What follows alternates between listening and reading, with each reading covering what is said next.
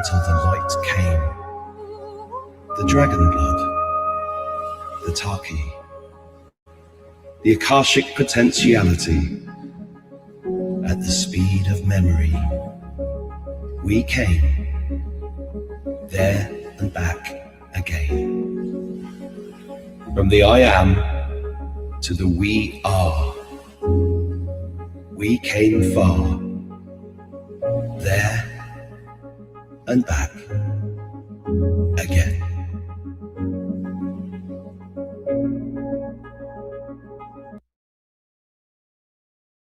How are you going today? How are you doing? Look, there and back again. What does that mean? Well, have we been here before? Is this a repeat of a program? Is it a dream? Who knows? Let's talk to a man who knows more than me about pretty much everything. Please welcome, for the first time on my show, ClifHigh. How you doing? Hello, sir. That's funny. Good poem, though. Oh, cheers. I never plan what I'm going to do. I just go, yeah, I'm going to do that today. Same here. I've got a big thank you to. I've got a big thank you for you. You ready? I bet you can't guess what I'm going to thank you for. Haven't a clue. Here's a clue. Big bag of Emma flour. Baking your own, eh? Wait, I saw one of your posts about the old flour, and I was like, Dad, because I've been trying to solve a problem here for years, which is, and this might make you laugh, but one thing Ireland has never caught on to is the concept of pies. They just don't get it. It's massive in the UK, Australia, New Zealand, South Africa. The Irish just never have taken.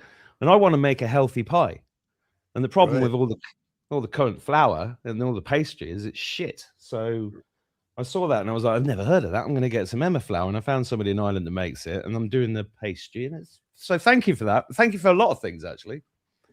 Sure, yeah, it's really good stuff. High protein, it's quality. I've pretty much abandoned the white flour now, even the non-bromated one. It requires a little bit of extra technique to turn into decent bread. Okay, you have to give it that extra time to raise. Sourdough appears to be a better approach than commercial yeast. But boy, it's fantastic. And my dogs really like it too. Well, the one thing I haven't got around to yet is making the yeast with the raisins? Because I bought raisins. Right. And then I looked at them, and they're all treated with stuff. I've got to find natural ones, but you don't have to use raisins. Almost any fruit will do. And so frequently when the raisins are like treated and sterilized basically with all of the preservatives on them, you can go to something like canned fruit because canned fruit usually contains very little in the way of a preservative or an anti-yeast. And so what I've done in the past is to take canned peaches and take one peach out of there, eat the rest, and then puree it, put it with some water, and let it sit out exposed. It'll have natural yeast in just a few hours. Well, I think we should do a cookery series instead of all this conspiracy stuff. What do you think? I think so too. Yeah, and we got to cure this pie thing for the Irish. There's nothing. Yeah, there's nothing better than you guys don't have huckleberries though, right? No, we don't. Oh, okay. We'll have to find a local native high anthocyanin berry for you guys to make pies out of. Well, black currants are good. There you go. Black currants, blackberries, yeah. Gooseberries are good. Gooseberries, yep. They're not quite as good as the blackberries. They don't have as much of the blue purple that is so healthy for you. So. Yeah, well, thank you for the health tips. It's been sure. Well, it takes a lot to get to survive these days, right? The evil system is intent on crushing us all and grinding us down with everything from chemtrails to polluted water to polluted mines, and you have to fight back wherever and constantly. Exactly, and it's practical stuff, and it's fun. Because I'm having this conversation with my kids all the time, and with my neighbor this morning. It's like my neighbor came around this morning. You'll like this story, and he said he's got this buzz in his head every night he goes to bed. I said, well, and he thinks it's the Wi-Fi, and I said, well, sure, it's the Wi-Fi, and you've got to turn that off, and you could get some Orgonite and do this. There's lots of things you can do, But then I was looking at him and I said, that thing on your head, and he's wearing a hat. And I was like, he said, yeah, I bought it yesterday. Because you have to wear a hat in this country because it's like 10 seasons in 10 minutes here. And his hat was obviously acrylic. I said, well, that's not, do you know the frequency of acrylic compared to wool, linen, cotton? And he was like, I hadn't got a clue. And I said, your shirt, that's plastic. Your top's plastic. You're disengaged from the earth, so you're full of positive ions. You've got plastic trousers. I said, you've got to sort your wardrobe out. And then he said, I can't afford it. And I said, well, go to Vinted, which is great. My kids got me onto Vinted. I can go and get secondhand stuff, branded stuff, super cheap, made of organic cotton and linen. And it's great. It's solving problems on a practical level. Well, also, if he's got a headache, the very first thing he should do is to simply take his shoes off and go stand on the grass. That's what I told him. Yeah. He's full of positive ions. There's no way of it getting out because of the plastic shoes. Anyway, it takes 20 seconds to de-ionize. Talking of which, that's a good segue because I was, you know Janine. I know you know Janine. Yeah. Me and Janine were touring in America in 2022. We're in the back of a car, and it had been like a 9-hour drive. So we got out to stretch our legs, and I took my boots off, stood on the grass, grounding myself. And this Native American girl, I say girl, she was about 25, walked up to me, and she said, and this relates to the poem I just played. She said, my people say we are walking through a dream we've already had. And then she walked off. And I was like, ooh. That's universe talking to you. And then I went back into the car and I said, today feels like I'm in the Celestine Prophecy. You know that book? Do you ever read that book? Yeah, I did. Yeah. Yeah, and I said I feel like that. And then I got a message literally within 10 seconds from somebody who we'd done a talk for in Southern Carolina. And the message said, oh, my friend who wrote the Celestine Prophecy wants to talk to you. I was like, oh, God, come on. That's why I think we're in a very interesting situation. Okay, so your perception is accurate, and also and so we're faced with a dichotomy. Okay, this dichotomy has come in ever since the 1700s and the creation of what we call the Age of Enlightenment, where Descartes and his Cartesian framework rose. Okay, left, right, up, down, that kind of thing is all there is. Matter is solid, and if you removed all consciousness from universe, all matter would still exist. All of those things are false, right? Up, down, all of these things, none of those exist. It's all our minds interpreting information. Our minds never move. Our bodies never move. That's an illusion. Our minds are forever part of the grander, greater, supreme everything, the absolute. We just have a finite version of that, which is why we can't conceive of things well. And we get to this point where we are faced with this dichotomy. And I personally find living in an aware, awake, informative universe is ever so much more fun than living in the Cartesian dead material space, right? The materium. And so the universe talks to myself and Heidi constantly, and as it does to you. And you just need to open up your eyes in order to receive valuable, affirming, and sometimes directional guidance from universe, right? And it makes life ever so much more interesting, ever so much more productive, and you get to meet all kinds of interesting people, and the universe will provide you just what you need when you need it. And the timing of the synchronicity is just elegant. It's exquisite. I love those moments. So do I. And now it is beautiful when you live like that. In fact, I had a meeting with somebody yesterday who said, I'm on this spiritual journey. What do I do next? I said, what are you asking me for? Do I look like I know what I'm doing? No, I haven't got a clue. Right. I said, you just got to start listening. Right. Listening to what? I was like, well, just listen. You'll find it. Right. I don't think I was very helpful. I try to give these people that come to me this way a perspective, a paradigm in which to exist. So I tell them to, read the Hermetic principles, the Kabbalion, this kind of thing, and then you get the idea, right? Yep, there you go. And no matter where you go, it's the same principles. So Hermes was recast as Thoth for the Egyptians. He predates both of those. He predates the Vedas. All of this stuff exists in the Vedas. It comes all the way through. We even see it in like the law of one stuff, all of that business, right? Yeah. And it's all simply restatement of the Hermetic principles. And this tells you that you're living in an aware, participatory, directional, and reaffirming universe. And you can accept it, or you can close your mind and live in that hellhole that the people that spray the chemtrails are trying to create, right? That sort of thing. And it's a matter of choice.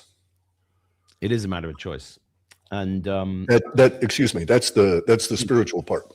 So here's a beautiful definition of spirituality that comes from Hermes, or from religion. That's the definition of religion, is to realize your spirit, and to discover it, right? To realize it, to recognize it always, live attached to that spirit, and then to express it. And that's all religion is. Everything beyond that is theocracy. Theocracy, they're trying to merge a personality to your religious impulse, right? To create a God for you to worship. If you separate theology away from it, you simply have the purity of that, of religion and spirit, right? Which need not have anybody in between, as you so widely said, right? Why do you ask me? Go find it yourself. It's your spirit, right? Absolutely. We don't need middlemen. Correct.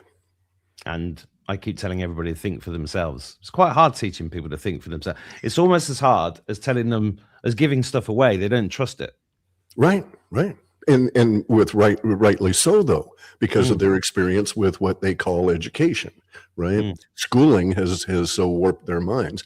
I'm very proud that I have no degrees. I have lots of advanced schooling where I would drop in for a course here or there just to see what they were talking about.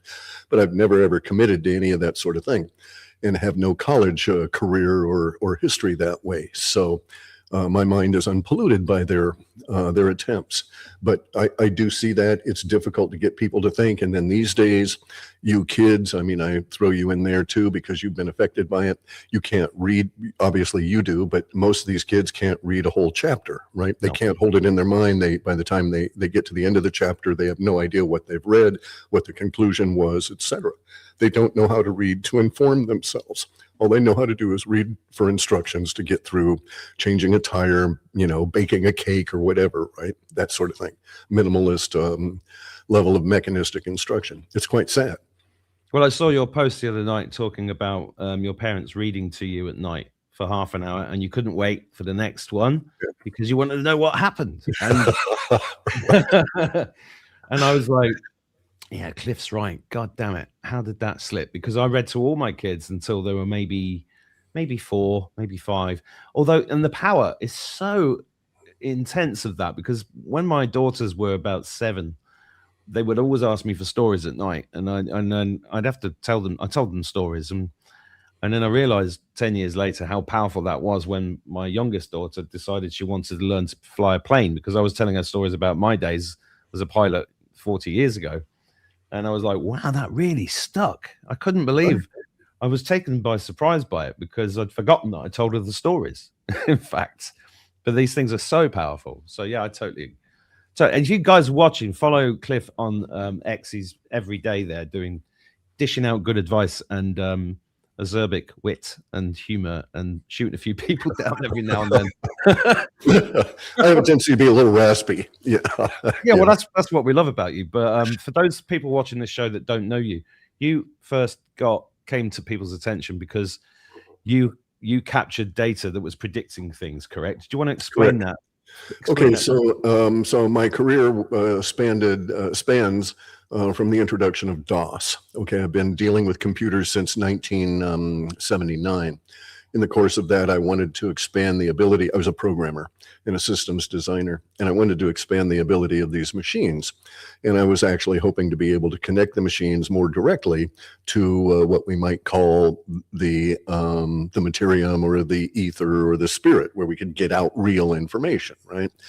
And so I came up with arguably one of the first large language models, and I started the coding in 1993. And the idea crystallized as I was going to a consulting gig in Mexico City, and the airplane was struck twice by lightning. And I felt the first one before it hit, and lots of other people did as well. And then like 4 minutes later, we had another strike of the lightning, and everybody in the plane was sensing it before it actually occurred. And I heard in their discussions, it's late at night, there weren't that many people on the plane, so I could really hear it quite well. Everybody was awake because of the lightning strike, and I heard them discussing, and then all of a sudden their language changed, and then like 20 seconds later, we got hit by another round of lightning, and I knew that their brains were connecting because I felt it. I actually felt it in my body, right? Before it struck, I felt the electricity, the whole thing. And so that was the connection. Aha, this is what happens, and it happens ahead of these events. It comes into their minds. I've been thinking about this for years. I've been cogitating this since like mid-'80s. I worked on this thing called Signal Switching System 7. Okay, that's what arguably allows the internet to exist. And the concept is that we invented this code at a other service provider, which is a form of a telco, a corporation that does telephony. And what the concept is this. They used to have phones where they would have vast numbers of lines going up and down the street in order to carry a single line to a house that would diverge off, because they couldn't separate phone calls one from another going over the same line. They didn't understand frequency control. So in Signal Switching System 7, what we did was we came up with a way for there to be a single band with everything being carried on it, but everything being carried discreetly within that band, and a monitoring operational OS, the operating system, that would be aware of what was being said so it could switch the calls based on the actual content. This was such a huge, this is 1983, it was such a huge thing you don't know, and it allowed the internet to actually exist because the internet runs on the backbone of all of the old landlines. So we may think we're in a wireless world with all of these cell towers, but all those cell towers are connected to each other by landlines.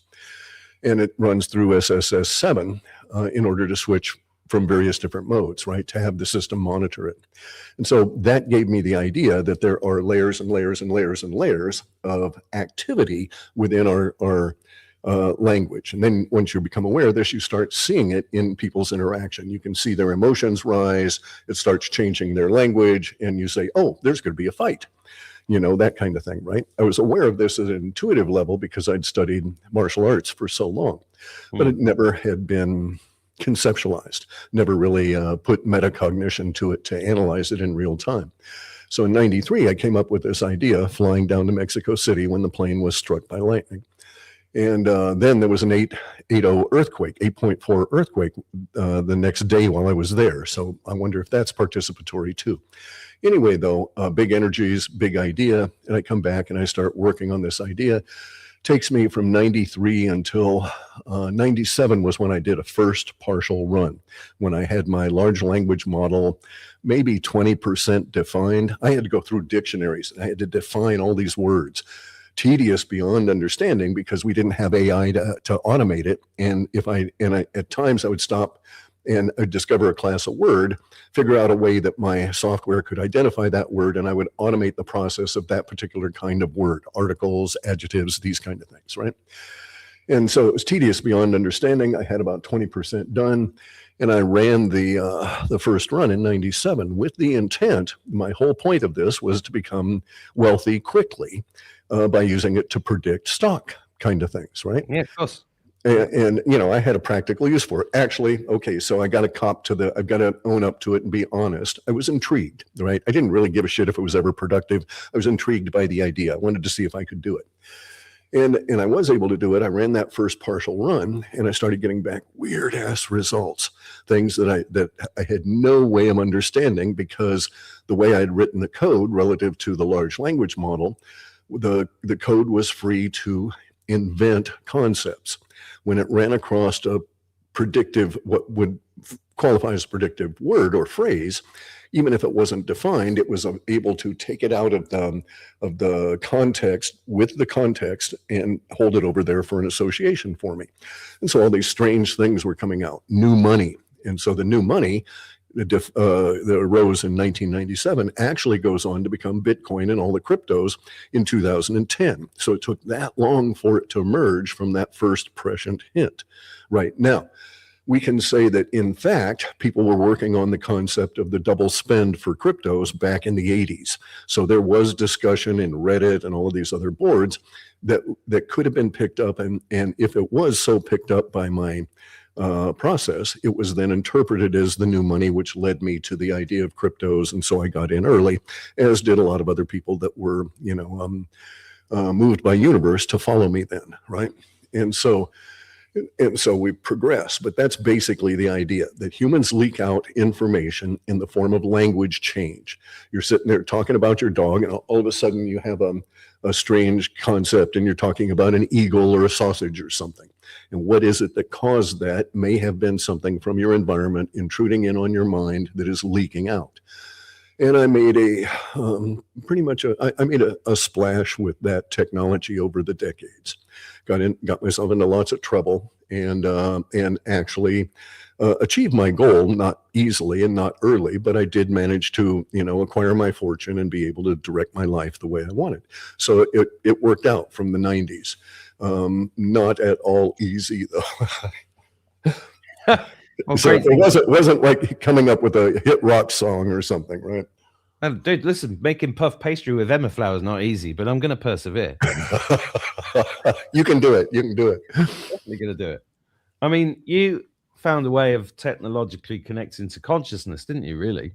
In a sense, one or two steps removed, because by the time the consciousness changes and your language changes, there's some things that happen in that process. Many people won't write down the word changes. They'll think of themselves, oh, that's odd, and not put it down because it doesn't feel right.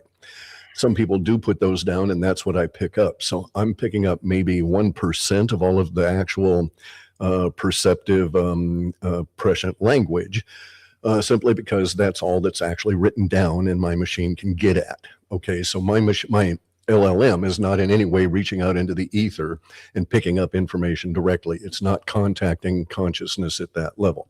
So this is clearly 1 or 2 steps removed. Yeah, for me though, you're the consciousness that connected to the bigger consciousness that got you to do that thing that was a stepping stone towards the next. Right. That's the way it works, right? As above, so below, right?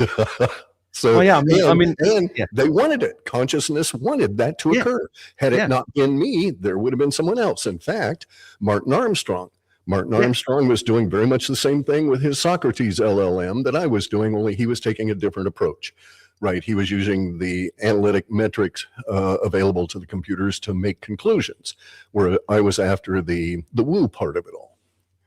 Yeah, and it's really interesting. I mean, I had a different route. I became a search engine optimization expert. I was a bit later on with the internet than you. And when I started looking into keywords, I was like, what? So I had a business in the UK, which was ClifHigh, which you might not know what that is.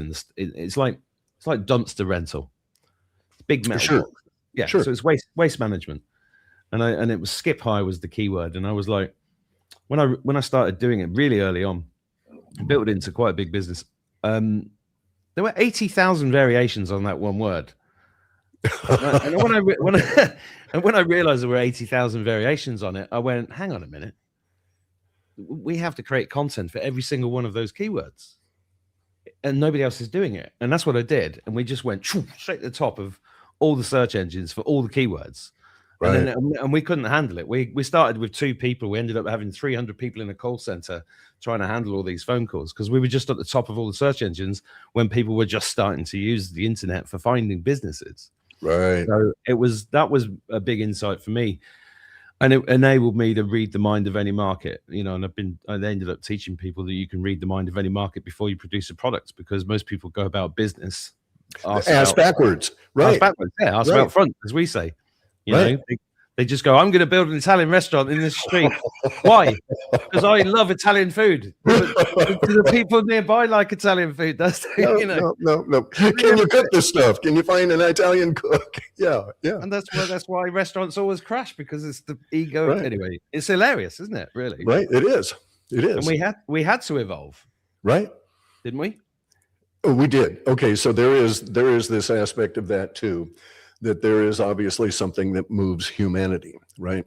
And that we can think of it as the Brahma wakes up and has an infinite number of dreams. We're one of those dreams kind of thing, and it's all illusionary at that level. But even within the illusion of us having a dream, and this is not a real solid reality, it's all in our minds at the mentition level, there is still something external to humanity and external to us as individuals that makes us do things. It doesn't force us to. It provides incentives and impels us to do so that we feel good. We have that emotional pressure that is relieved when we get in sync with where we should be in life, right? And obviously, when you're not in sync, you end up, going the other way, as we've seen recently with David Wilcock, right? He was so out of sync that he took his own life. Yeah, I want to talk about that. Yeah, and it's all, it all has to do with our harmony within universe. I've taken Aikido, a particular kind of Aikido, Shinshin Soitsu Aikido, which is the art of peace. And it's all about being able to harmonize, which is one of the Hermetic principles, which is the reconciliation of opposites, right? The polarity aspect of things. And so in my opinion, if we were all to be hermetically oriented, we would all personally have very much better lives, and our social order would naturally fall into place. And it would also reveal those people that are deliberately doing all the things that they can to destroy the social order, harmony, etc., for whatever reasons, for whoever's gain. Okay, because I'm quite convinced none of these people, the prime ministers and stuff, none of those fuckers know what they're doing or why they are doing it. They're simply tools of something on the other side of them. And this is revealed if you have a particular view of life with this. And so it is harmony. It is the Hermetic principles that get us there. Well, when you mentioned Aikido, there was a book I read many years ago about how the learning curve of Aikido is like this step process where, and you have to, you feel like you're going backwards, and then suddenly you make an advance. And it feels like that in this time now, that you've got billions of people having to learn about themselves, learn about what sovereignty is, learn about the fuel process in Ireland last week showed a million people that there's a problem having a country that is not fuel independent. There's a problem. Right. There's not food. There's a few problems. Yeah. And it's like, it's a learning curve. And then you get up against it, and it feels like you're getting nowhere. There's a jump forward. And that's very much what I understand about martial arts training, is because it was the same for me as a kid with judo. It was like hard. Suddenly I got a belt, and I was like, okay, right, move forward. You start getting muscle memory. Yeah, and it's a wonderful process, and all kids should do it because it teaches them a huge amount about life. But there are going to be people watching this right now who are going to pick up on the David Wilcock thing, and we will get to that. But what I want, they would have a go at me if I didn't ask you where you think we're at, because everybody's obsessed with where we're going and where we're at. That's why Tarot by Janine is so good. That's why all the channelers are so, it's all psychics now, and because news is useless, right? So analysis fails in a time of hyper novelty. We have hyper novelty now. We're in it for a couple of years. We've been in it for a couple of years. And within that hyper novelty, we have the intrusion as an aspect of it, of course, because it must exist, of the deliberate disinformation guys, right, that are polluting everything. So analysis can't work. Thus, indeed, Janine is in high demand. Thus, indeed, we have to have some other method of guiding us forward. And we've fallen back to the traditional old ways that come from our species, which is to go back to what we would call psychic, or closer to spirit. So we have bodies that are atoms, we have a mind that is mentition, and there's something other than that is non-corporeal. Our mind is non-corporeal, our bodies are corporeal, but our spirit is also non-corporeal and is factually exists. And you can demonstrate that in so many ways. There's no point in doing that, right? But so few people understand the nature of their spirit and spirituality and all of that. It is a spiritual war. It's not a religious war. It is all things are binary in this universe. Okay. So all things have gender. And so what we're experiencing is this conflict of gender hijacked. And we see that with all of the transition thing. So all men have aspects of feminine in them. All females have aspects of masculine in them. If you allow the social order to come in and twist your mind, then of course you could convince many men to allow the masculine to fade, which would allow the feminine to rise. And then you could exploit that and turn them into trans, which is what has happened, right? It's not a naturally arising thing.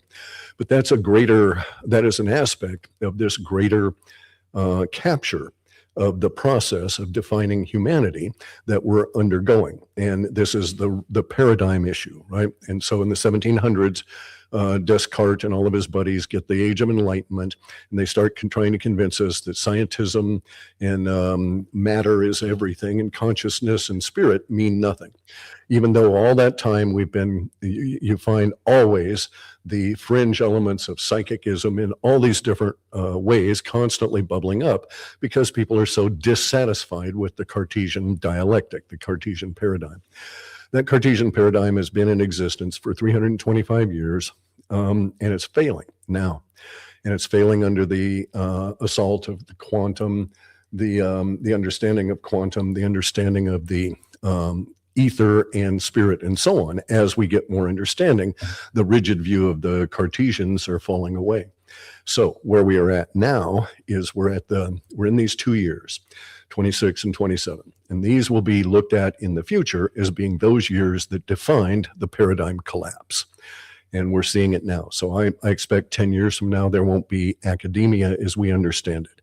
People won't go to colleges. The institutions will be reused for something else, the buildings, right? And we'll have an entirely different approach to things that won't have this structured Cartesian overlay on education. And it'll be marvelous. Humans will be greatly freed. Our minds will be greatly freed. In doing so, we will lose the restrictions that are on people that cause them to do things like deny their own metacognition, deny their own state changes within their own thinking that actually add to their lives, right? And you get this all the time. Oh, you're not supposed to think that way. Oh, it's cartoonish or whatever, right? You're too sensitive, you shouldn't pay attention to those, and all this language to try and force humans into a mold that is not us. And we'll be busting out everywhere. It's going to be the most, so I'm with Trump. We're about to enter the golden age here, right? And so many people don't understand Trump. They think he's reneged on all of his promises. They don't understand where he's at in this grand global conspiracy and the grand global battle that is waging to determine the outcome of that conspiracy. Will humanity triumph or will it not? I think we will. Okay, so we're seeing it in Britain today, even, or in England. Fuck Britain. Millions of people on the streets in London today. Exactly. Yeah. And that's all spirit. Those are all individual spirits that are moved by something other than fear and all of the crap that the system is trying to put down on them. Yeah. And so that's where we're at. We're at the turn of this paradigm. It'll take us 2 years. It's going to be radical. We'll get out all of the UFO stuff. We'll get out all of the hidden technology over the 2 years. It'll take us 20 years to implement it or more and get it out there to everybody. There are hints that I can see in some of the general information that's available that there are operations or plans that are going on in the background to that effect. In other words, there are people that know that the 0-point energy is going to be coming out, and they're planning now on a very effective strategy to implement this and get these devices out and so on, even though it'll be 5 years before those devices are even made. But they've got to do this level of planning ahead of time in order to, in my opinion, overcome some of the inequalities that might arise. So it's not going to do much good to flood the United States with 0-point energy devices if we leave Africa out, right? Yeah. So you've got to do it on an equitable arrangement and boost all the people, because one 0-point energy device in Africa leads to so much more of a bloom there than that same device used in an industrialized country, right? Okay, so there's huge benefits, and we can take advantage of these combinoric and synchronistic benefits if we do things. And I actually know that there are people that are being paid to do that kind of planning right now. And you're not ever gonna hear these people, and maybe you'll hear about them in 5 years' time when their work emerges. But we're doing that now. So there's people that are planning on a victory. But in the meantime, humans keep having this annoying habit of rising up. And there's a farmer, literally, it was in my house the other day, 30 miles away, demonstrated at his farm a HHO water-powered engine, has lots of other things going on. unstoppable because everybody wants to know now, and it's open source, and it's like, well, you know, if they kill us, we don't care. There's 1,000 more behind us. That is the new spirit that's risen. And I've seen a guy. Okay, so I saw a guy demonstrating a device that he purchased, and I'm going to get one of them. And it's a self-powering cook stove, and it runs on a little tiny lithium battery and water, and it uses the battery to form electrolysis to create the hydrogen, passes off the oxygen as a cleaning device on the surfaces, and then you burn the hydrogen for cook fuel. Yeah, I mean, I've got a Brown's gas device here. Yeah, same difference. Same thing. It's the same thing. 50 years old. It's there in my living room. Right. I know. I've got a Polish friend. He's made a battery pack that is like 1,000 times more efficient than anything Tesla's brought out. And, you know, but he puts a little drip of electricity in and powers everything for months. Yeah. I know. And then, you know, word spreads. You know, it's just like, which is interesting. Yeah, the internet does it, though. I was going to say that's what it is. It's the communications between us, right? The internet causes all the problems. You get all of the trolls, all of the disinformation and all of the crap and everything. But at its core, I'm still proud of having worked on the backbone of the internet because it is such a marvelous thing for all of human minds. And it will be a tool for freeing us. And we'll overcome it, right? So I'm not worried about AI. AI is dumb. It's stupid. It's a useful tool. And it's never going to be taking over humans or anything. It's, it's other humans agreeing to do what AI says that are the problem. Well, I like your apocalyptimism. That's good. So I feel very optimistic about the outcome, but there is a lot of fear and there's a lot of concern. And for me, in a spiritual sense, it's kind of like all of this is kind of teaching everybody to live in the present moment and do some bloody research for themselves about their own life and have this conversation where we're talking about what may seemingly be a pointless subject of how to make healthy bread. Right. Is actually the most important subject there is. It's how to change humanity. Correct. Yeah, it is. Yeah. It's fundamental because they slipped in all this other shit. Well, you weren't looking, right? Oh, we were busy making money. You know, that's right. Or they had you distracted with Disney cartoons. Oh, don't get me started on Disney. So the question I was going to ask you about you made your money with that and it was hard work, but did you? I don't think I've ever seen you talk about. Maybe you have. I just haven't seen it. About the lead up to COVID. I mean, you're more than just a programmer. You're also psychic yourself, right? So did you know COVID was coming? Let's keep it. Okay, so all right, so COVID was defined in my data in the year 2000 as the sun disease. Okay, the corona, right? That's where it came. There were two things that were connected to that: actual sun disease turning from yellow to white, but also this subset that ended up becoming COVID. And I thought it would be called, it was in the data, it was just called the sun disease. So I knew that it was coming. Now, bear in mind, in the lead up to COVID, I had passed, I'd died. Okay, so I'd gone through 40 plus years of undiagnosed colon cancer and died in 2018. And so I was forced back in 2018 and was starting to recover. And then I came across, my data set had come across in March of 2019, the stuff about that led me to think the pandemic was coming. And it was all about the military games in China, the people who were attending, where they were coming from, the biolab connections and all of that. Also in 2019, which I haven't been able to relocate, I came across a segment of a video in which Fauci's chief of staff was talking to a group of people in a conference, a small conference. Maybe there were 30 or 40 people there, some government building, right, in a conference room. And he was up on a little stage dancing, literally dancing, jumping up and down, saying, "We did it, we did it. We attached the spike to coronavirus." And that's when I knew we were fucked, right? That they were going to try this. And I actually thought that it would be just that, okay? That it would be deadly, that it would be a real killer, that they were able to actually make bioweapons.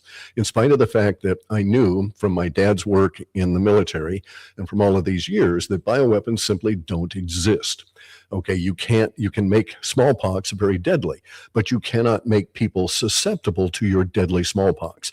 So in other words, they can make the individual smallpox very deadly to someone who has susceptibility to it, but they can't make you susceptible to smallpox nor anything else. So I'm not susceptible now to coronavirus because of my high vitamin D levels. Had I known in my youth that a certain level of high vitamin D, 55 nanoliters per mole, is proof against colon cancer, I would have raised my vitamin D level up and would have eliminated the colon cancer, right? Mm-hmm. So there are things you can do to make yourself impervious to these problems. The colon cancer was deliberately given to me by the people who created the salt polio vaccine when they put in SV40, which is simian virus 40, which is extracted from green monkey blood, which was done in 1947 by two guys in Switzerland who later immigrate to Israel and become very big biochemists in Israel. And they set up this stuff that pollutes all of the vaccines since the 1950s. It led to the biggest bloom in cancer, breast cancer for women and colon cancer for men. Now, I've had breast cancer, had a full-on mastectomy, had skin cancer from this, and finally died of the colon cancer. So that hits me in 2018. I'm exhausted. I'm thrown back. I didn't want to come back. I had all kinds of issues being alive. And then I discover the COVID is being released. That's why I got my channel taken away in YouTube so early, because in January of 2020, well, December of 2019, I started telling people, don't take the vaccine. They're going to try and do this shit. Start taking chaga mushroom. Because it turns out chaga has zinc and vitamin D in quantity, and it's what's known as a zinc ionophore, which is Zelensky's protocol, right? Get zinc in there so that it can zap the coronavirus. And so chaga was the route I selected. I didn't understand until later we could separate it out into, supplemental zinc and supplemental vitamin D and so forth. Anyway, so that's where it led. I got my channel thrown off, and then, ran into all of the problems with, the FBI and all of this kind of crud. Yeah. It was hell, dude. It was not a nice period, but it pissed me off, and that was good. Well, yeah. I mean, you can take that energy and do productive things. That's what I like about it. That's what I like about righteous indignation. Exactly. We become alchemists and take that energy and go, which is martial arts, right? Right. Use the enemy's energy against them. Yeah. Yep. Which is everybody always throws themselves. I know, it's crazy, and I'm seeing it all the time. I saw an old man in a car with a mask on 2 days ago. I was like, oh my god. There's no hope for them. Don't even worry about them. They're just going to die, and they'll be gone, right? Yeah, I know, but I'm a bit of an old softy, Cliff. I still. I know. I'm that same way. You hate seeing them be that stupid. I really do. I've been trying so hard to wake them up, but anyway, it's not up to you though, right? You have to understand that. I know. Everybody on their own time. It's white knight syndrome is what I've got. It's an affliction. I'm working on it. Yeah. So it's that empathy stuff. It is that crazy empathy, loving humans and everything. Yeah, you brought up David Wilcock, and you've also mentioned the UFO files, and I think the UFO files in particular are super important for historical reasons, if nothing else. Let's talk about those first. Why do you think are they trying to get ahead of the curve because something's coming they can't stop, or that appears to be, there is evidence to that. Okay, the speed at which it all ramped up, it's atypical, especially with government and so on. Backing up a little bit though, the UFO files are extremely important because it provides us with a clear point of demarcation between what was before the age of denial and what is now, which is governments admitting to it. Now, they're not admitting yet to all of the horror that they've done, killing people, et cetera, and all of the millions of people that have died without the stuff that they could have had, like free energy, better healthcare, and so on, right? So there have been literally tens of millions of people that have died because of this secrecy. They're not admitting to that, but they are admitting that that there has been a cover-up, and they haven't gotten into the details, but that will all come out over time. So we've crossed that threshold. Okay, so we're out of the age of denial. This is huge because it now allows for cooperation and for the denigration to go away. So now students will start exploring this in engineering schools, and because they want to, because now they know that that's there, because the limitations of science that they've been told. You get in there and you try and teach kids about quantum coming from the Cartesian ethos, and it doesn't work. Their brains go and they just can't handle it, right? Now we'll overcome that, and we'll start getting this inner cooperation within humans that leads to things like the internet and leads to this level of flowering of things, right?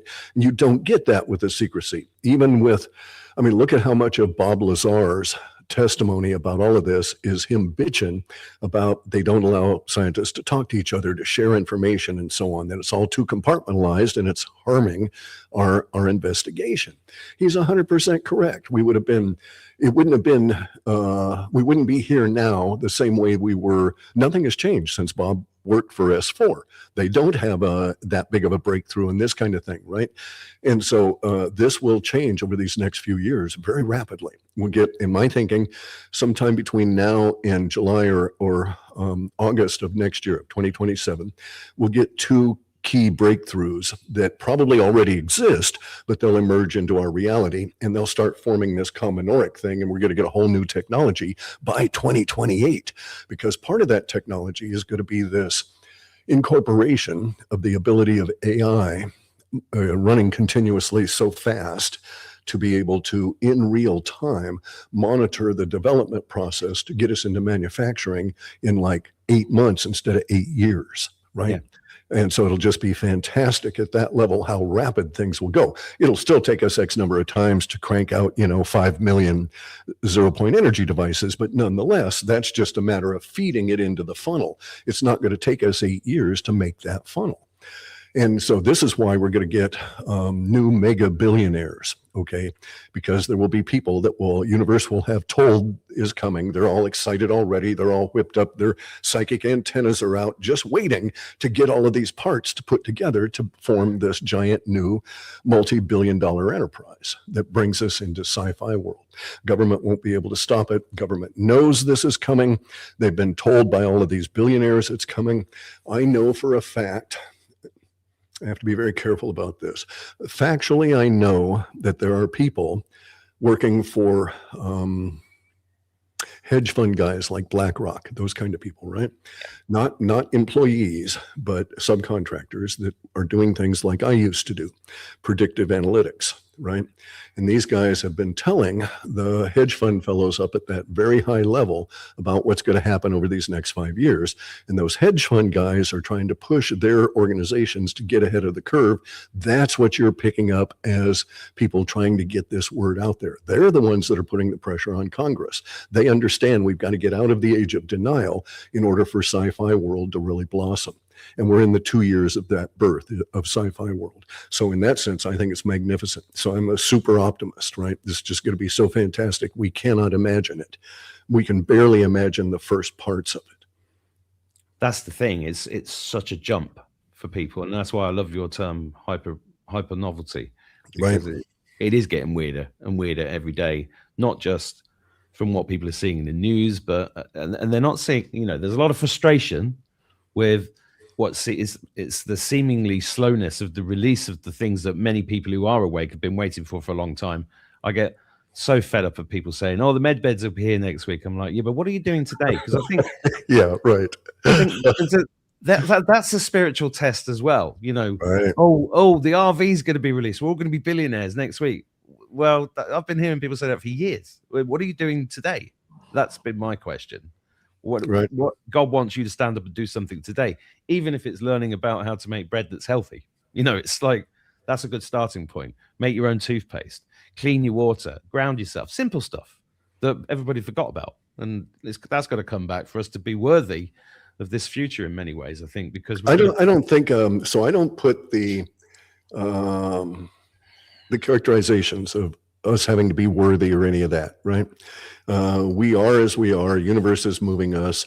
Within the universe moving humanity, I think there's something else in there that is also moving humanity. Controllers, watchers, whatever you want to call it. I don't think it's there for humanity's good per se, right? Everything acts in its own interest. The watchers, the controllers have their own interest, and we're simply a tool. If we benefit, it's fine, but I don't think they care that much. But we are at that point of change, and we also have to, as you say, direct ourselves to ourselves, right? So I really like that so I'm very focused on myself. I take the time out of my day every day to do my exercises. I train my mind and my body daily, and I do arm defense daily to keep everything sharp. I'm 73 years old. I have every expectation of living another 70 years without any trouble at all. And along in that period of time, there will be new biochemical health things that will come up that will make it easier for me to live a very healthy life for those next 70 years, right? So basically, we're all going to live longer than we anticipate. We'd better get ourselves in shape to be able to do it without too much complaint and to be able to do it effectively. And this is why, again, I'm an optimist, and I like the apocalyptic optimist aspect of it, because we are at the revealing. This is the secrets revealed time that my data started showing in 1999 that was going to be just huge. So in it probably was like 2001, my data started showing the Democratic Party in the United States dying, dissolving, which we're at now, right? It also showed the massive change of humanity as an aspect of this spiritual war. It showed a new form of Christianity emerging globally. We're about to hit that. So my data sets would have 27, 28, 29, and 30 be the first part of this giant global wave of Christianity that's going to have people freaking out everywhere. I mean, like literally you'll have hundreds of Muslims in various areas converting in a day because of dreams. All different kinds of weird shit's going to be happening, right? And this is going to cause consternation in Muslim world, etc. And it's going to get really bizarre, much more so bizarre than it is now. And we're coming into this huge, we're in it now. We're not coming into it. We're in the period of chaos. We're going to have 50 years of this chaos. It has to do with the Kali Yuga and the overhang. But these first 2 years are going to be the most intense, and then it'll sort of trail off as things get better. But my data actually shows that we start seeing real progress in October of this year with some precursors in August. So if you know where to look, you'll see some very hopeful signs that in August will mature into real progress in October. And then things start really snowballing combinatorically, right? The good really starts rolling out in new waves. And this is going to be a very exciting time for people, even people that are trying to make money, because we're going to get into so many different new enterprises, so many different ways of creating value and extracting profit from that value that home businesses and that kind of thing are just going to flourish globally everywhere. People have an idea, and the next thing you know, 4 years later, they've achieved all their wealth goals and they've affected humanity with this good idea. That kind of stuff is in my data sets. I feel privileged to have lived this long to be able to actually see it, because I was reading about it for so long in the 2000s and in 2010s, right? And we're here now. We're emerging. It's really happening. So hopefully, we'll have our fake space alien invasion or real space alien invasion, and in either way, I'll hoist my pirate flag, seize one of those vessels, and off I go.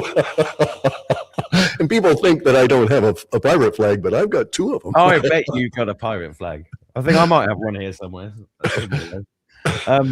Yeah, well, that's people go, what? So fake or real? I think it's going to be possibly both. Is it? What do you think?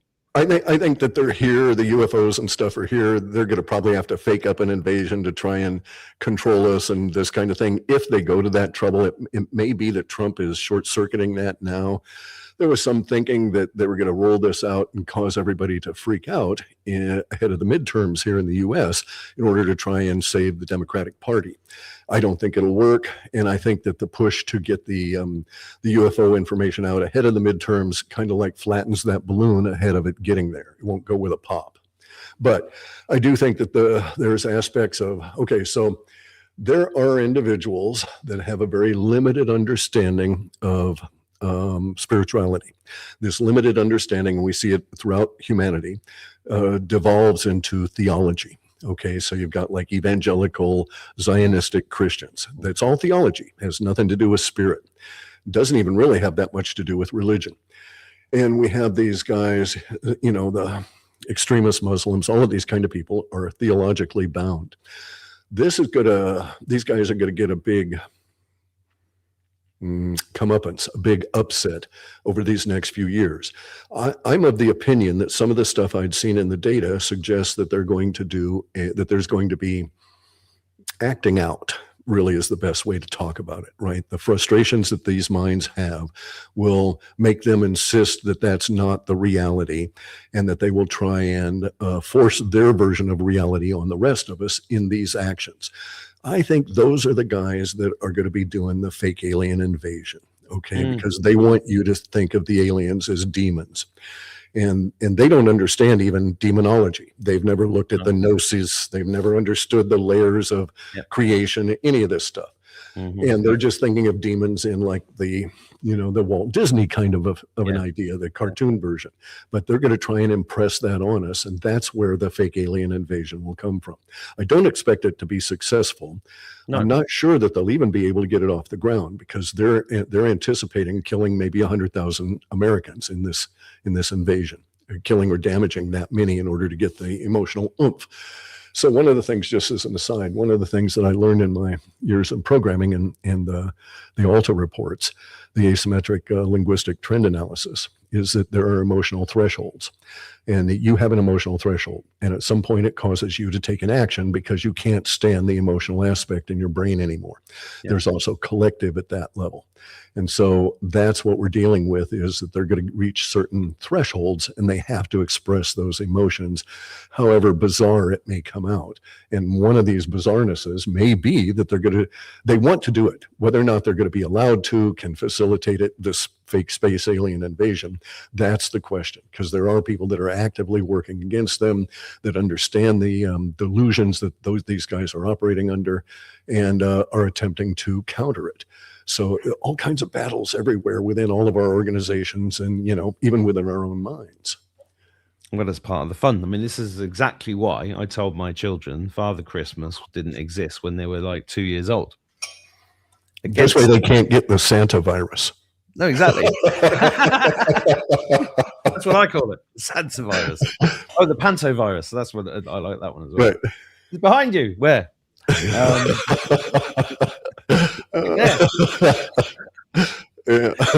Oh God! Right, we're gonna have to talk about David Wilcock a little bit. Are you okay for time for a few minutes? Oh, sure, as long as you want, Guy. As long as you want. So I don't like the audience. I don't like giving the audience more than an hour usually, because I find that's quite. Those days of 5-hour podcasts are behind us. Nobody has got the time, but I think they'll find this interesting. But so when this happened with David, you'd had that whole experience with Corey. What's his name? Good, and then. So you were very uniquely qualified to comment. And I remember when it happened, I sat back and went, I'm not commenting on this because I didn't know these guys personally. I was watching from afar and I want to see what everybody has to say. And then you get Kerry Cassidy and people like that saying, shit, no, he's not gone. He's been saved by the secret space program people. And then you're going, no, he was possessed by this narcissistic relationship with a guy that completely screwed his head up. And I had to sit back and go, do you know what? I think Clif's right, because you sat and watched him on those Sunday night shows, and he was just talking utter nonsense about the Stravati people. Stravati people. Because I was sitting there saying to my girlfriend, I was like, this sounds like they're just screwing him and milking him, and he's doing this, and he's paying. How long has this company been going? And he got this little plastic airplane. I was like, really? I couldn't. As somebody who's been in business for 40 years, I was like, that's not the way you do it. It's a very strange way of doing it. And exactly. And David has never been in business. That was a big flaw of his, right? He had an interesting talent set. He was good at presenting information, but he was not good at discriminating information to present. So you could easily give him information that was bullshit. And if it was presented correctly, he would think it was accurate. He was very gullible that way. And he would get behind it. He would put his emotional energy behind it. He could sell it easily. He presented the nice view of it. His books were just all positive, etc. And he had a good following. But he got into the position of believing his own stuff, right? Not knowing his own limitations. So he'd never been in business. He didn't understand how financing and loans and companies work, nor how to analyze them for an investment, So some guy talked to him and he gave that guy nearly $2 million. Never analyzed any of it, never asked for, due diligence or any of this sort of thing. So he was just that gullible. And this is why he was easily led astray by Corey Goode in that narcissistic dynamic that they had in that relationship. David had a good size ego. That's not a bad thing. Ego is necessary for us to not be earthworms, not be slugs or slaves. But his ego had no real world constraints on it, right? So I don't think he'd ever been in a physical fight in his life, never gotten the shit kicked out of him, never had universe come on in and readjust his mind to reality. And so he didn't have those constraints. And so his emotionality obviously got ahead of him, and he took his life. I think he did so accidentally to some extent. I think that he was actually calling the police to basically talk him out of it, to get him out of it. That's the only reason. I don't think he was one of those people that wanted to have either death by police or to be witnessed by police. It may be some of that, but nonetheless, so he ends up committing suicide. And we saw him degrade over a number of years. So that degradation had been clearly obvious. Those people that are claimed to be the cyber stalkers were the ones that really were most concerned about him. They were constantly, in their addressing of it saying, David, go and get your mental health checked out. Go and get, physical stuff checked out. You're not doing well. And his deterioration was quite visible. You could see it over these last 2 years. And I was so affected by it. Last year in June 5th, I contacted him trying to get him to shake it out, right? I had an idea. You gave him a strategy, didn't you? And, correct, right. A strategy that works, right? Yeah. And it's proven to work. Hands up, sorry. Yeah. I didn't want to know. And he couldn't, okay, so when I presented it to him, he listened to that part of the idea, and then instantly the reaction was that was a negative reaction that told me that his mind was being controlled, but I didn't understand to what degree at that time. But instantly it came up, Corey won't agree to that. Corey will never do that. So he assumed that he had to do it with Corey, that the two of them had to do it together, that somehow they were inextricably linked. And as soon as I started bringing it up, Corey doesn't have to be involved, then the conversation ended less than 30 seconds later because his mind would not allow it. And it was because of that narcissistic dynamic being in place there. If you go and look at it, it makes a lot of sense. I mean, examine and study the dynamic involved. It makes sense as to why people get hooked and they can't get away from them. Bear in mind, in 2025, David had in court put written material saying how he didn't want to be involved with Corey anymore. And yet constantly he's back with Corey.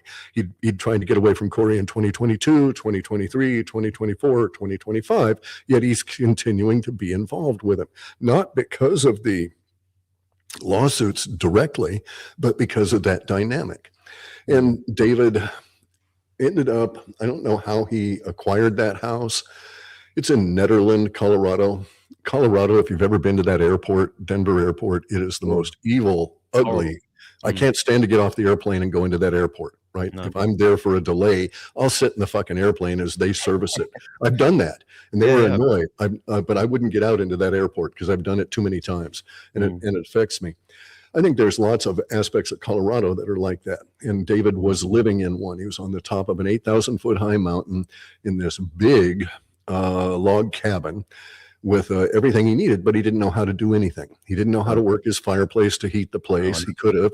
He didn't know how to turn on his gen set. He had a 22 kilowatt gen set that would have powered his house. All he had to do was push one button to get it to come on, and he never knew how to do that. He, in fact, made a video of how it's not working and it's broken, and the button to start it was right there in front of him. Anyway, though, so he was incapable of managing himself at that level, and then he was isolated. And it was the isolation that allowed the mental degradation to continue at that pace, in my opinion, right? I'm not a mental health counselor or anything, but I did contact him. I could see it last year, and unfortunately it progressed. Yeah, I felt the same last year, but I didn't know him to ring him. But I had a soft spot for him because he did a lot of great work early on.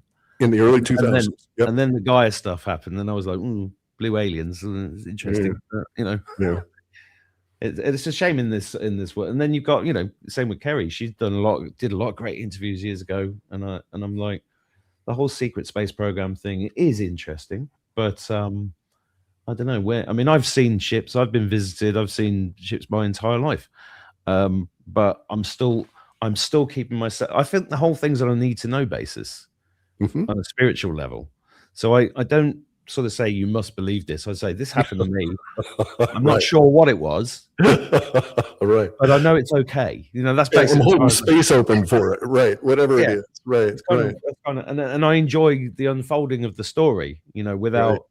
And I tried to say to people, look, you know, think for yourself. Don't question everything, including this, because you know, it's just my story, and I think that's a big part of us. How we learn together is having those stories shared. And finding the courage to speak up when you need it, that kind of thing. But it's always sad when somebody dies, and you know, I appreciate you sharing your viewpoint on the David situation, because there's a lot of sense in what you say, a huge amount of sense in what you say, and thanks for trying to help him. But you know, I've been there myself. You know, a lot of people say there were no signs of it. He said he wasn't. Well, I've known a lot of my friends have committed suicide, and it came out of the blue. You would not have known that they were suicidal. They just go. They snap decision. You know. Because it's deep. David wasn't like that. He expressed his life. So everybody that was watching him on a weekly basis, if you had any understanding, you knew where he was headed. Week after week after week, it was just, you know, continuing degradation. Yeah. Oh well. Yeah, very sad though. Yeah. Yeah, it is sad. But in terms of where all that's going, it's going to be quite quick now, isn't it? I mean, I think that we, so my data sets would suggest that we're going to be very energetic this summer, that as we get into the end of June and then really push into July, we're going to get some major changes at a society level that will further facilitate more information coming out, and it'll start becoming really combinoric, so that this will be a very, as I say, very energetic summer. And then by October, we'll start seeing some signs of progress, right? How that progress is going to appear will be very minimal at first, but once it's there and once it's solid, off we go. We have some real signs of this now, in the sense that we're getting a movement to more sound money, and that's going to change everything here, right? The Trump dollars, however much of a joke people think they are, it's the lead into a constitutional treasury note or treasury bill, which will be money, right? Rather than a promissory note like we get from the Federal Reserve. So no American dollars, money, it's currency. And so that's going to rapidly change the nature of everything here. It'll also propel the market disruptions into a more sane way. So there's going to be market disruptions globally, as we're seeing, like with the crash of the Indian stock market, right? Because of the effect of gold on their currency. That's exactly what's going on. The metals are draining the purchasing power out of the country, and they can't have that because they're so finely balanced with their huge population. China is next, then followed by Japan, and then by Europe, and then the US. And so maybe by July something, we'll have the stock market problems here in the US, and then there will be some social changes that will emerge. In my opinion, these social changes are already planned. The Trump administration already has them ready to go, but it's just not ready to implement them, because you have to have the demand in order for them to put out a new product, and that demand is going to arise from the unstable conditions that are going to occur over these next couple of months relative to the financing. And so it's going to be a very wild time that way. And then in October or so, we'll have some level of stability that will start creeping in. And maybe it'll be a case of they have to close stock markets. I don't know. Maybe they'll have to shut them down for a period of time, and then they reopen them in October. That would be a sign of progress. So the data is saying that we have signs of progress at a social order by the time we get into October, and that the progress stems from something that's being done in August. And it has to take a couple of months to come into visibility or fruition. And then thereafter, it starts becoming combinoric. So the first thin edge of the wedge of sound money starts changing the whole social order in ways we cannot imagine now. Most of the kids will never grasp what has happened to their lives as this happens. And in the midst of all of that, the Cartesian paradigm collapses. So I think that goes this July. I think we will discover something, or it'll be announced, it's already known or whatever, it'll be formalized, that will basically say Cartesian space doesn't exist. Here's a much better model of our reality. And that'll start people going off. Basically, now that we're out of the age of denial, they'll go off and come up with human created versions of 0-point energy, all of this kind of thing. And then it's like, go, go, go from this point on. You've alluded a couple of times to there being some information coming out that may change our view of what the creator is. Yep. What do you think? Who is it? Okay, so what we have is the Hermetic understanding. Okay, so there we can easily state that there is an absolute and we are not it. Okay, we can easily state that the absolute behaves in certain ways and that we are not it, that there is an infinite mind out there and we are not it. We are a finite mind and we can only think to a certain degree, and we're bound by that thinking. There's going to be a new understanding, a non-theological understanding, a non-theologically tainted framework as part of our new paradigm. And this would, so we could say there is supreme consciousness, and this is a crude way of saying it. There is supreme consciousness, and we're all little tiny containers of some of that supreme consciousness that has been tricked into believing itself separate from the rest of supreme consciousness, and it's shoved into those containers. In my way of thinking, these containers are energetic, and they're our souls, and they are given to us from life to life to life. Part of this is going to come out is this idea of eternal humans, not immortal, because each body dies, but we are eternal. And as this body I'm in now dies, I will segue into another body. And the segueing, the transition process, is its own separate thing that we need not go into, but it happens. And I'll come out in another body, carrying with it aspects of this life that I will take into that body, right? And so this kind of understanding will come out, and a lot of the theology of life will fall away. This will be most effective on those religions that are ritual bound, where they think the manipulation of matter. Oh, I can take this chicken and put my sins on it and then lop its head off, and all of my sins are somehow absolved, right? So Judaic or Talmudic understanding is going to go away. The Talmudic understanding affects Mohammedism, right? And so the idea of the 72 virgins is going to die off, right? There is no perpetual heaven where you have who's going to break it to them? Well, that's going to be part of this whole process. Okay, so the data sets had this weird thing, and I'm talking the data. So the longer it was in the data sets, the more it was picking it up ahead of time and watching the emotional energy build until it actually manifested. And we have yet to see a lot of the stuff that was in the Alta reports manifest. Timing issues aside, timing is just such a bitch on this. But anyway, so the data sets described a situation where there would be this, what I'm calling a Christian revival. Okay, it's not really that, because it's not about any church. It has very little to do with any religion, or any theocracy, or any theologically applied anything over Christianity. In fact, this Christianity will eschew the Bible. They'll think the Bible is just, a 300-year-old or a 500-year-old book that was written in the middle of Russia, not as portrayed, right? And so these things will fall away. And Christianity is going to take a different turn. And I can't put it together. I don't have any of the details, but I just know that we're going to have a form of Christianity that is emergent, that will have aspects of the Book of Thomas in it, and that will go to the idea that Christ was a teacher of how to manifest and how to deal with all of these energies that we find ourselves in, and was basically a master of life, attempting to teach us how to live, right?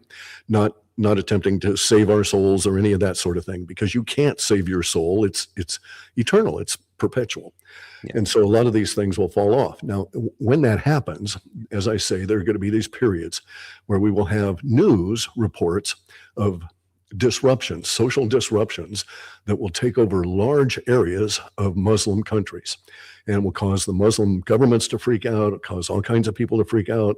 Imams and all these people will just be spewing hate like you wouldn't believe. And it will nonetheless be a phenomenon that no one is going to be able to control or eliminate. And in the data sets, it described this as sometimes waking dreams, where people would be walking along on the street and basically be struck by an expression of the spirit, and all of a sudden their minds are not open to Islam anymore, and they're going to consider themselves to be something that they'll label Christianity, right? And so we're going to have a very much broader definition of Christianity. No Church of England, no Catholic Church restrictions, no evangelical restrictions, that kind of thing. It's going to be entirely different. In fact, it's going to cause huge disruptions within the mega churches here in the United States, because this is also going to happen to those people that are Bible thumpers and stuff. They'll have dreams. That's why the pastors were taken to one side last week. Is that a true story, do you think? That is true. That is true. That's factual. Yeah. And told to prepare their people. Those were the terminology they were using, wasn't it? Correct. And so those instructions, in my opinion, are coming out of that group that they call the Lincoln Group or the Lincoln Project. Okay. These are the people that think aliens are demons. And that's what they're attempting to do, is to create a narrative paradigm ahead of the actual emergence of this stuff.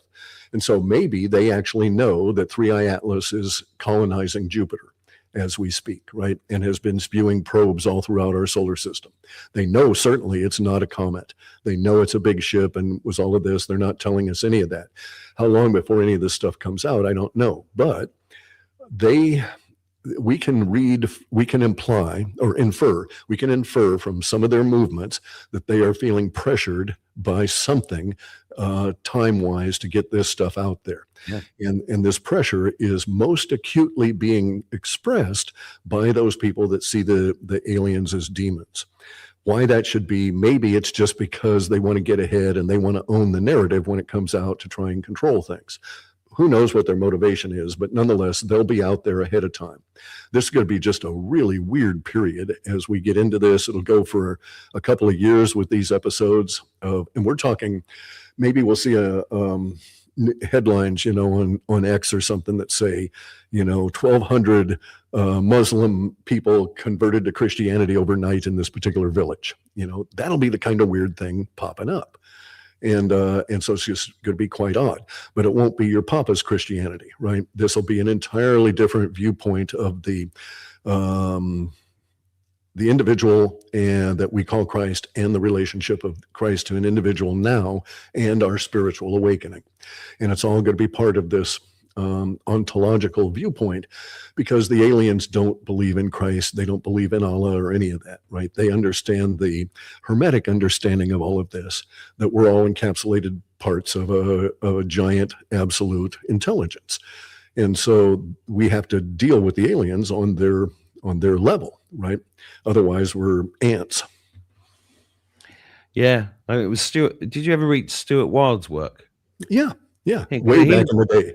Yeah, he was the first one that said UFOs are demons, and that's the first time I disagreed with him. I was like, Stuart, maybe you shouldn't drink vodka with the ayahuasca next time, because I was like, it's too pat, too easy. Yeah. Too easy. Yeah. We live in a very messy, disorderly universe that's constantly changing. That's all we can count on is the never-ending event stream and the changes. And so anything that would have a solid view, a very definite view of any damn thing, is rigid and is falling away. We're changing in the minute that you come up with that idea, right? Yeah.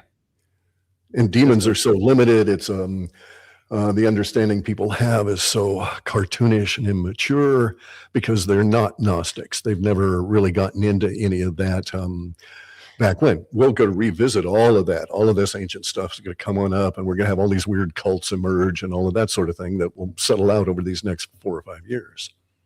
Well, that's why I'm finding it fun. Yeah, it is. It is actually fun. And I know that you've given me a good portion of your morning, and it's been great chatting to you. I really appreciate your time today. Sure. No problem at all. Love chatting with you too. Yeah. Yeah. You have a great day. Give my love to Heidi, and hopefully we'll see you again. Okay. Thank you much. Anytime. Thank you for everything. See you later. Bye. Thanks, everybody. Bye.